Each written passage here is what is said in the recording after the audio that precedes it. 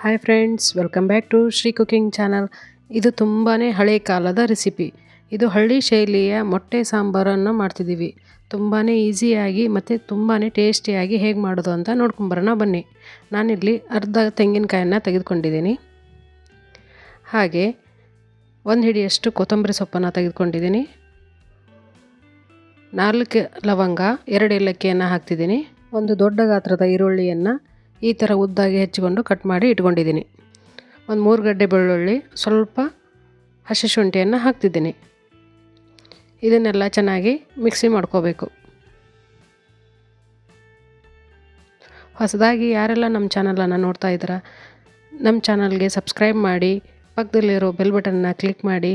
ನಾವು ಮಾಡೋ ಪ್ರತಿಯೊಂದು ಹೊಸ ರೆಸಿಪಿಯು ನಿಮಗೆ ಮೊದಲು ಬರುತ್ತೆ. ಇದನ್ನೆಲ್ಲ ಮಿಕ್ಸಿ ಮಾಡ್ಕೊಂಬರ್ಬೇಕು. ನುಣ್ಣಾಗಿ ಪೇಸ್ಟಾಗಿ ರುಬ್ಬಬೇಕು.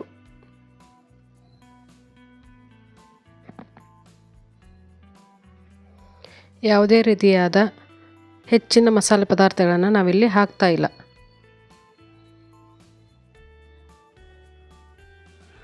ಇವಾಗ ಪೇಸ್ಟ್ ಮಾಡಿದ ನಂತರ ಇದಕ್ಕೆ 2 ಸ್ಪೂನಷ್ಟು ಕೆಂಪು ಖಾರದ ಪುಡಿಯನ್ನು ಹಾಕ್ತಿದ್ದೀನಿ. Red chilli powder. ಇದು ಖಾರ ಮೀಡಿಯಮ್ ಆಗಿದೆ.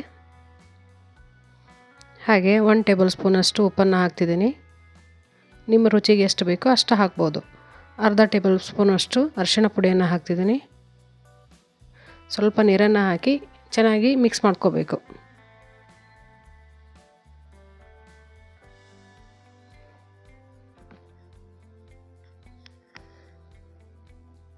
ಚೆನ್ನಾಗಿ ಮಿಕ್ಸ್ ಮಾಡಿದ ನಂತರ ಗ್ಯಾಸ್ ಮೇಲೆ ಒಂದು ಪಾತ್ರೆಯನ್ನಿಟ್ಟು ಅದಕ್ಕೆ ಸ್ವಲ್ಪ ಎಣ್ಣೆಯನ್ನು ಹಾಕಬೇಕು. ನಾನಿಲ್ಲಿ ಒಂದು 5 ಟೇಬಲ್ ಸ್ಪೂನ್ನಷ್ಟು ಎಣ್ಣೆನ ಹಾಕ್ತಿದ್ದೀನಿ. ಅದಕ್ಕೆ ನಾವು ಮಿಕ್ಸಿ ಮಾಡ್ಕೊಂಡಿರೋಂಥ ಮಸಾಲೆಯನ್ನು ಹಾಕ್ತಿದ್ದೀನಿ.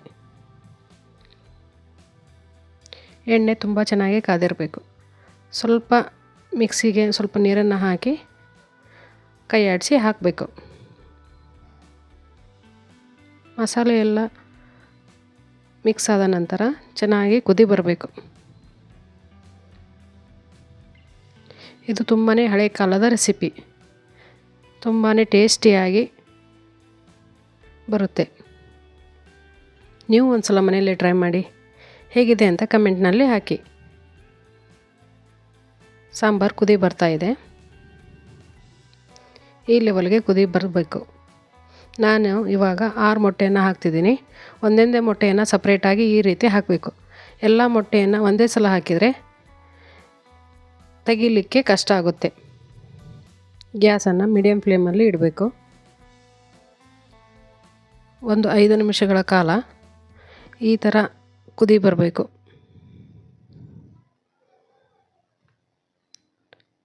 ಒಂದೊಂದೇ ಸಪ್ರೇಟಾಗಿ ಹಾಕಿದರೆ ಈ ಥರ ತೆಗಿಲಿಕ್ಕೆ ಬರುತ್ತೆ. ನಾವು ಎಲ್ಲನೂ ಸೇರಿಸಿ ಒಂದೇ ಲೆವೆಲ್ಗೆ ಹಾಕಿಬಿಟ್ರೆ ತೆಗಿಲಿಕ್ಕೆ ಸ್ವಲ್ಪ ಕಷ್ಟ ಆಗುತ್ತೆ. ನೋಡಿ ಎಷ್ಟು ಚೆನ್ನಾಗಿ ಬೆಂದಿದೆ. ನಾವು ಮೊದಲು ಸಾಂಬಾರನ್ನು ಸ್ವಲ್ಪ ನೀರಾಗಿ ಮಾಡಿಕೊಂಡ್ರೆ ನಾವು ಎಗ್ ಹಾಕಿದ ಮೇಲೆ ಈ ಥರ ಗಟ್ಟಿಯಾಗುತ್ತೆ. ಇವಾಗ ರೆಡಿಯಾಗಿದೆ ಮೊಟ್ಟೆ ಸಾಂಬಾರು. ಹಳೆ ಕಾಲದ ಶೈಲಿಯ ಈ ಸಾಂಬಾರನ್ನು ನೀವು ಒಂದು ಸಲ ಮನೆಯಲ್ಲಿ ಟ್ರೈ ಮಾಡಿ. ರೊಟ್ಟಿ ಮತ್ತು ಚಪಾತಿ ಜೊತೆ, ಅನ್ನದ ಜೊತೆ ಅಂತೂ ಸೂಪರ್ ಕಾಂಬಿನೇಷನ್ ಆಗಿ ಇರುತ್ತೆ. ಟೇಸ್ಟಿಗಂತೂ ಸೂಪರಾಗಿ ಅಲ್ಟಿಮೇಟ್ ಆಗಿರುತ್ತೆ. ಈ ರೆಸಿಪಿ ನಿಮಗೆ ಇಷ್ಟ ಆಗಿದೆ ಅಂತ ಅಂದ್ಕೊಂಡಿದ್ದೀನಿ. ಮತ್ತೆ ಹೊಸ ರೆಸಿಪಿಯೊಂದಿಗೆ ನಿಮ್ಮನ್ನು ಭೇಟಿ ಆಗ್ತೀನಿ. Thank you.